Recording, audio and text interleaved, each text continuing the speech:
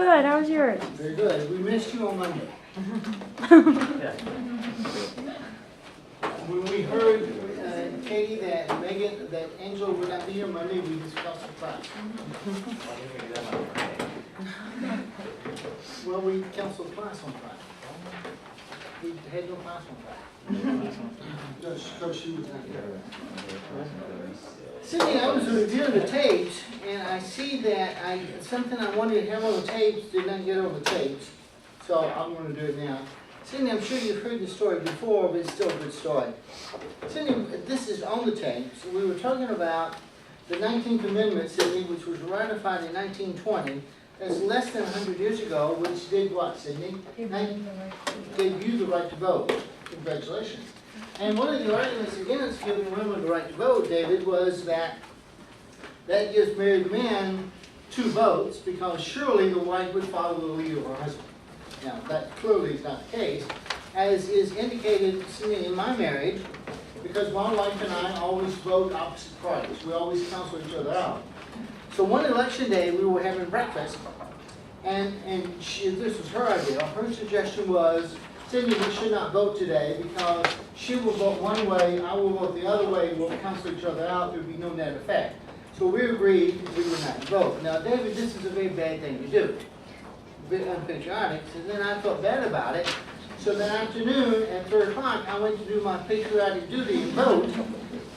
And Taylor, who did I see standing in line? Now notice I'm doing my patriotic duty while she's reneging on an agreement. And what that goes to show you, Taylor, you just can't trust those damn Republicans. Now we've got that on tape. Because I meant to do that earlier, Sydney, but you let me forget.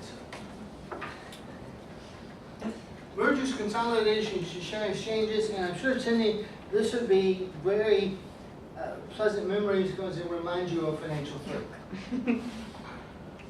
Merger is a legal combination of 2 or more corporations, A and B, after which only one company remains, A, with all B's rights and obligations flowing through to B. Consolidation is different. That's when A and B combine and form C. So A and B cease to exist. Share exchange, some or all the shares of one corporation in exchange for some or all the shares of another corporation. Of course, we know Kelsey in tax language, this would be a type B reorg. Is that right, Linda? Yeah. Yes. Procedures. Board of directors of each corporation involved must approve the merger plan. The majority shareholders of each corporation must approve, and that makes sense, Brandon, because we're changing the basic identity of the corporation.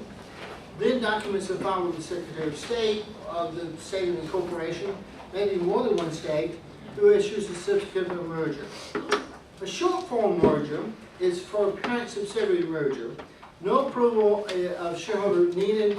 It must own at least 90% of each class of stock of the subsidiary corporation. And you'll remember in tax land it's 80%, but here it's 90%. Shareholder approval is needed. Adverse amendments to the articles of incorporation, appraisal rights, shareholders' right to dissent from the merger, and can request that their shares be bought out. And that makes sense because, Sydney, if you invest in a small locally held business and it's taken over by a big multinational business, you might not want to be part of that, so you can ask to be bought out. Appraisal rights, shareholders' right to be bought out of their shares. Sydney, you'll be notified of this, and you can give market value for your shares. Sydney shareholders lose voting rights, which seems fair. Purchase of assets. The acquiring corporation extends its ownership and control of the physical assets of another company. Shareholders of the acquiring corporation do not need to approve. And this is one representation of the way to do it. Linda, we could have Big wants to acquire the assets of Little, and we could just simply buy the assets directly from Little on the open market. That would be one way to do it. Another way to do it is a big corporation which operates a string of restaurants across the country wanted to establish a presence in St. Louis. could do it in several different ways. It could, one, buy the existing restaurant. Two, it could build a new restaurant, buy the shares of XYZ, which owns and operates a restaurant in St. Louis. Taylor, what kind of business combination would this be? A takeover? Sorry? A takeover? Well, yeah, it would be, well, yes, but we haven't got to take over yet. David, this would be a share exchange. Because it's not a merger because there's no indication, David, that one corporation would die. And it's not a consolidation because it's not the birth of a new corporation. Or we could do what we did in the first case, buy the assets of XYZ. Michael, this is similar and it's different. So again, Michael, a big corporation wants to acquire the assets, control the assets of little corporation. And we could do it by buying the assets directly for little. Or, Michael, if you're a little shareholder, we could buy the shares directly from you. Now, in a sense, Michael, again, look at the two extremes. Buy the assets from little, buy the stock from the little shareholders. But the end result is the same. That is, the parent is in control of the assets, which is what it covets. But, Michael, from your standpoint, the end result is the same, and that the parent is in control of the assets, but the result to you is very different, because either you walk away with money in your pocket, or shares in the new corporation. Well, you used to be a shareholder in the little corporation. Okay. So in one sense it's the same, in one sense it's different. So the general rules related to successor liability and purchase of assets on page 804. Candace, I was going to write up a set of a handout on this, but then I thought that they did a better job than I did anyway. So Candace, turn with me to page 804. And Cindy, when I talk about successor liability, whose liability am I talking about? Whose liability and why? The corporation that purchases the assets of another corporation. So the corporation that either through a share transfer or a merger or consolidation or just purchase of the assets, so big's liability that it inherits from little. And Candace, they're given 4 situations where the, and Sydney, here, who we're trying to protect? Be big. Well, actually, no, because if we wanted to protect big would assume no liabilities. So, Candace, who we're trying to protect? We're trying to protect the creditors. We're trying to protect the rights of the creditors. So, the big corporation will assume the liabilities of the little corporation in 4 cases. And they're listed there on page 804. I can write them down. So, Angela has a record. Number 1, if it's a And the corporation impliedly or expressly assumes the seller's liability. so there's an agreement. So big, as part of the deal, agrees to assume the liabilities. Now, Candace, normally we would not want to do this, but we might do this if they insist that we won't deal with you unless you agree to this. Or 2, Candace, if it's a merger or consolidation,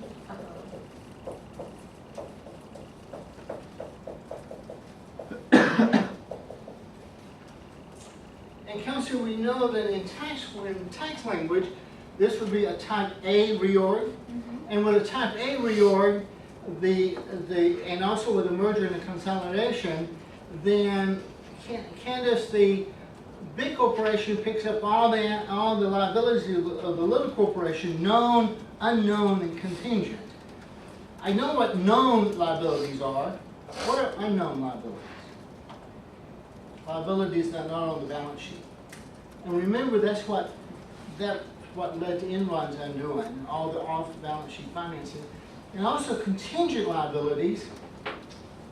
What's a good example of a contingent liability, Sydney? A lawsuit? There is not a liability yet because we haven't lost the case. And or, in tax language, Sydney, I'm sorry, Kelsey, we could avoid this with a type C. Oh, yes, because you can select the liabilities. Very good. Okay, and 3, Candace, if it's, If they continue the seller's business and keep everything the same.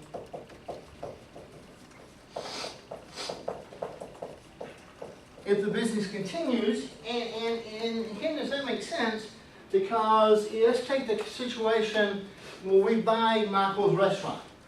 And you are a vendor that has been selling food to Michael's restaurant, and you have an existing accounts payable, and then the big corporation buys Michael out, you wouldn't expect to be paid because the business would continue, or for The sale is entered into fraudulently. a fraud.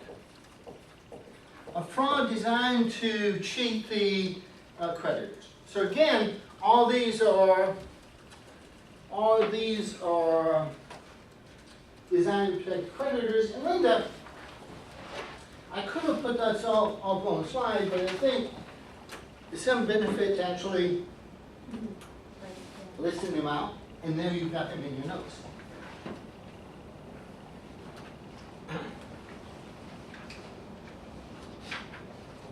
And while I was looking at the textbook, I decided, Candace, that I would look at this nice little exhibit on page 806 about defenses to corporate takeovers.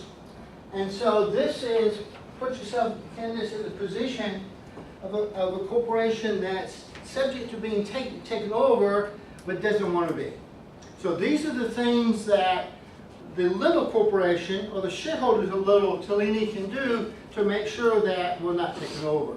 And I kind of like this, Candace, because I kind of like the color for names. And Candace, who knew that finance could be so interesting? You know, and we put this on tape too. I tell Dr. Lynn that there's nothing to finance. I can summarize finance by simply saying buy low and sell high. And why is it taking 4 courses to do this? I don't know. And Candace, did you learn this stuff in your finance courses? I didn't. You learned Hofstad, but you didn't learn this. Crown Jewel. Greg, tell me what that is. When the target corporation sells off their most important or valuable assets. So therefore, you want Michael's restaurant? Okay. To keep you from taking over our business, AJ, what we'll do is we'll sell the restaurant to a third party. Now you don't want us anymore, do you? Second one is a poison pill, Brandon. That's sort of the opposite. What is that? It's when the target corporation offers to stockholders that they can purchase shares at low prices. Ah, so therefore we make attractive stock options available to shareholders, and it's attractive to them, which means, Matt, it would not be attractive to the corporation that has to honor this. And Matt, that also makes us less attractive. The White Knight, Anne, is in mythology, Kayla, there's the White Knight that comes in and rescue you.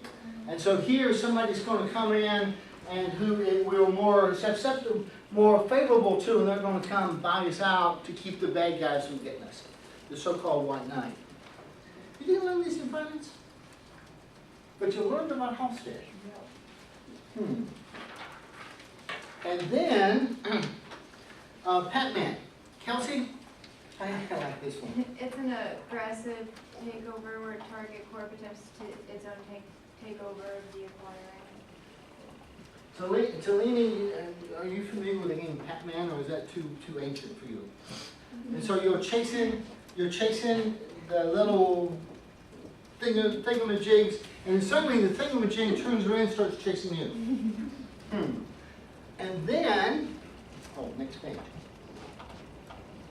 Oops. Oh, poison pill. I'm sorry. Oh, I skipped one. I'm sorry.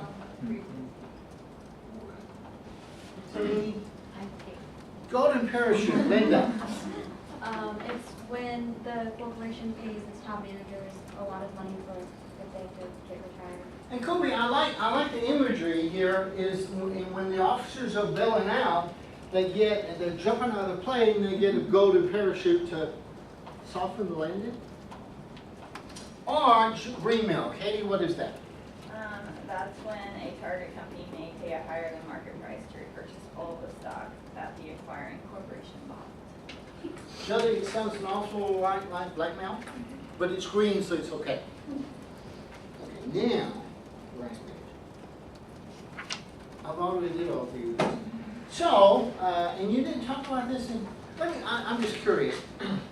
This is an issue that Kelsey came up yesterday in my capstone course. And the student was talking about work done by Hofstede. How many of you are familiar with the work of Hofstede on culture? Where'd you learn it? OB? Now, you We don't, did an international management. which makes sense because that's where you would talk about culture. Basically, what Hofstede did in the 1960s, he looked at a group of IBM employees in like 100 different countries.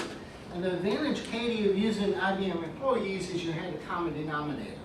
Therefore, differences could be attributed to culture. And anybody who does any work with culture, the first citation, Kelsey, is always to Hofstede. And you learned about that in finance. And OB and international business. Anybody else heard of Hofstede? Nobody else took OB? And in finance, you learned about this.